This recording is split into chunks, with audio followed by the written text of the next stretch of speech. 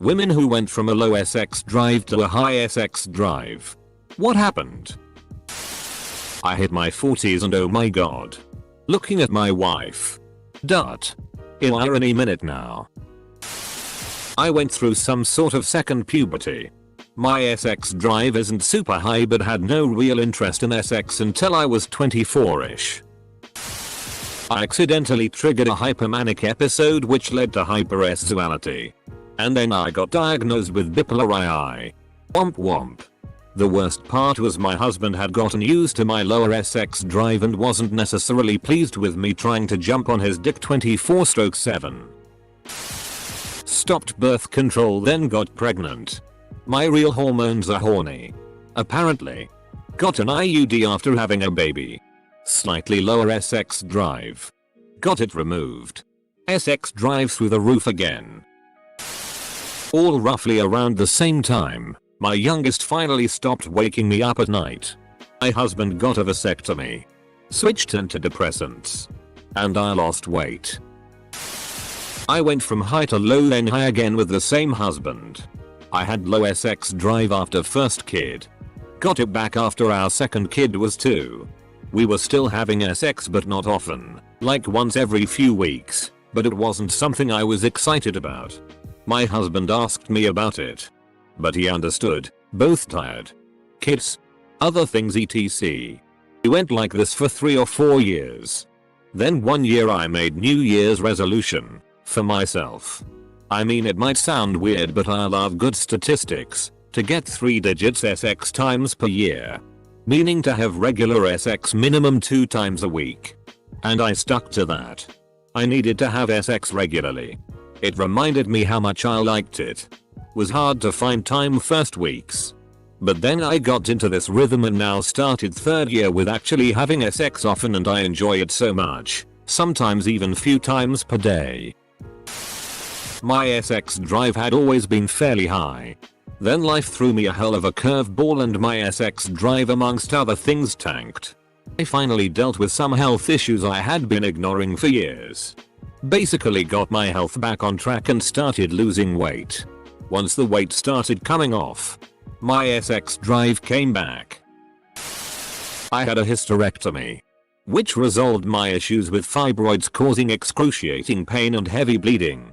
This in turn eliminated the need for birth control.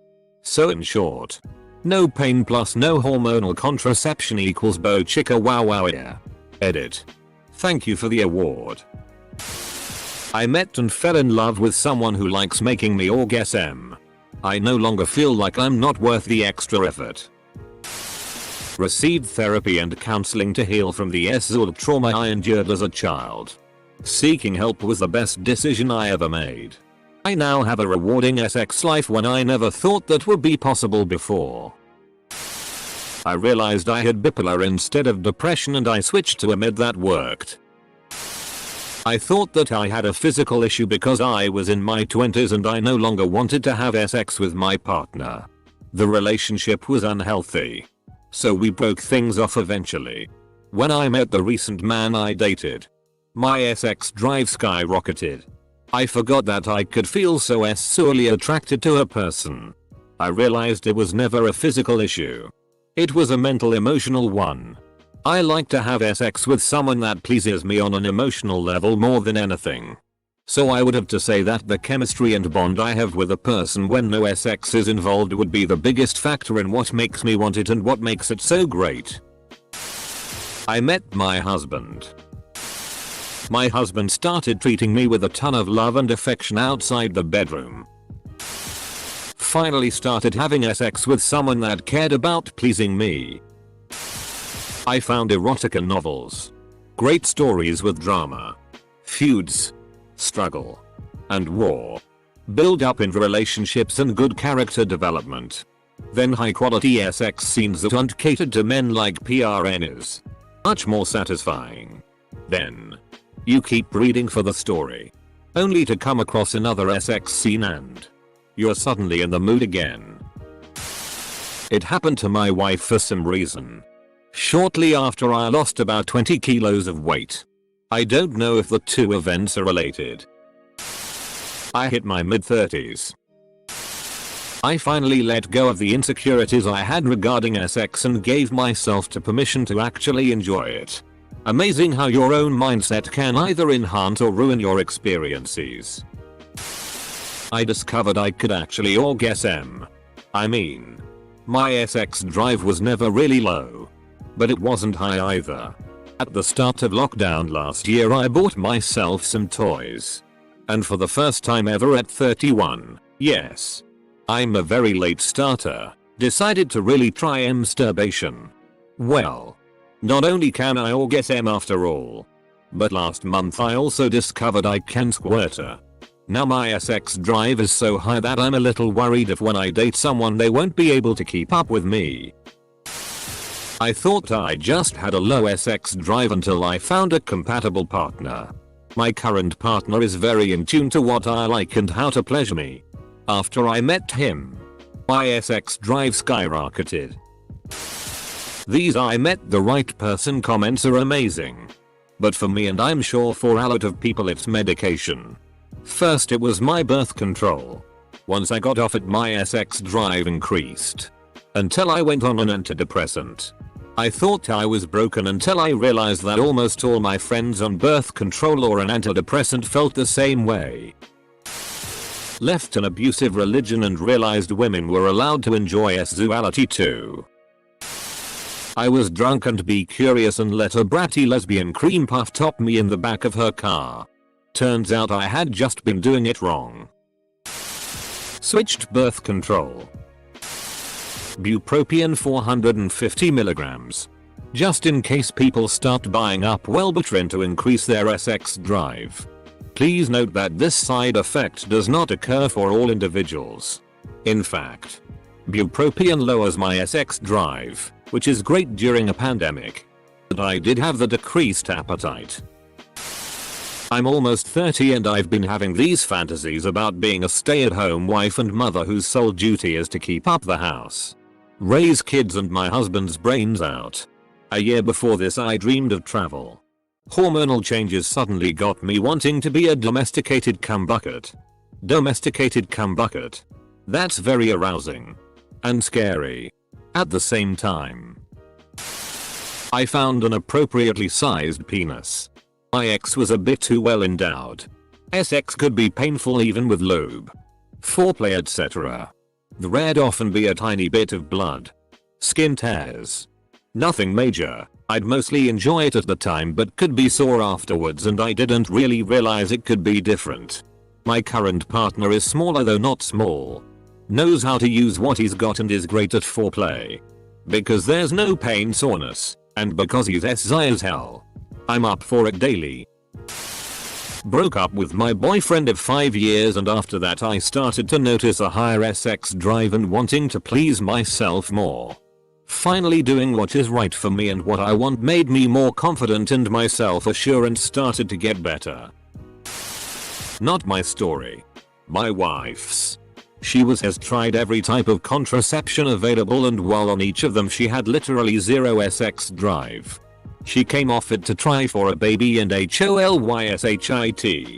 I can't keep up. She wants it more than once a day and I just don't have that in me, lol. After so many years of very little to no sex. I suffer from anxiety and was starting to feel depressed after my brother passed away. My puppy helped me get past all of it and then a voiler sex drive magically appeared. Boyfriend is very happy. NGL thought you had the dog. That first sentence made me a little nervous. Recovered from my eating disorder, mayo. Crazy what a little bit of body confidence will do for you. Finally realized I'm a lesbian. I went the opposite way. For my girlfriend it's apparently me being gone. Not in the way she cheats, hopefully. But because of our current situation we spend multiple months apart at a time. When we're together for an extended period. Like we were for the past 4 months. Our sex drive drops off and it could go to the point where we don't have sex for about a month. Then I'll leave and her sex drive goes through the roof and she starts wishing that I would come home. Or that we would have had prior to me leaving. And all that. So yeah, apparently distance is the greatest aphrodisiac, or she secretly hates me. Ah yes, the wanting what you can't have. This sounds. If you want more information on this topic, I highly recommend the book Come As You Are by Emily Nagoski. A nice neckbeard and a fedora talked to me about how women are actually on top of society, and I came. Always nice to find posts full of PPL who had SX. Such rarity on Reddit. This is an easy one. Find the love of your life who communicates about SX. Cares about your feelings. Cares about your needs. And loves you for you. My SX drive before my current boyfriend was horrible because all I've had were selfish partners who belittled me to the point where SX was a chore rather than an enjoyable thing. I had no interest in SX up until I rekindled with my old high school friend. Now I'm horny and crave my BF all the time. The amount of passion and intimacy that goes along with the SX has made me orgasm so hard that I felt like I was sent to other dimensions. It's an overwhelming feeling and I can't get enough. Edit. When I said this is an easy one. Find the love of your life, I tried to say that this particular question is easy for me to answer since I already have my one and only. I know it's not easy to find your soulmate. Trust me, I had to go through life with dating scumbags and not knowing my own worth. They are out there and once you find them you'll know. It. Left the Mormon church and all of its toxicity and shame behind me. Dumped an ex who had poor hygiene. Poor health. He overeats. Not a health condition. Emotionally abusive and ultimately poor personality. Met someone much better in every regard and can't get enough of him. I found out I was a masochist and a sadist. Broke up with the boyfriend I wasn't meant to be with. Got together with my now boyfriend. Years and it's still exciting and wonderful. A lot of it has to do with it being a much healthier relationship. A few things. 1. I left my ex that I was better off friends with, so looking back we didn't even have romantic chemistry. Let alone SZL. 2. In 2019 I had a wild week in Las Vegas and I realized that I do have a decent SX drive. 3. I met my current boyfriend who I not only have all the love in the world for but I also feel comfortable and safe with. And boy, that's the biggest turn on. Changed my birth control. Speaking on behalf of my wife. She came off the pill. The pill ruins women's hormones. And have you ever read the list of possible side effects? That list is huge. I prefer to take the frustration of wearing a condom than worry about her having any of those issues. Doing that itself had the very pleasant outcome of increasing her SX drive. Had twin babies via C-section. I solo orgasmed about 12 hours after their birth and since then I need SX almost daily. Also a women's SZL peak is in their 30s, so that might account for something. Plus the older I've gotten, the more body and mind confident I've become. So that might be a thing too. Kicked my lying. Abusive. Alcoholic now ex-husband out. Instant aphrodisiac. I got a divorce. I quit hormonal birth control. What also helps is not drinking alcohol. SX is better without it.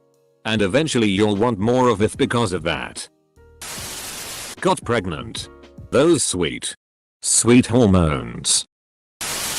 I changed my batteries.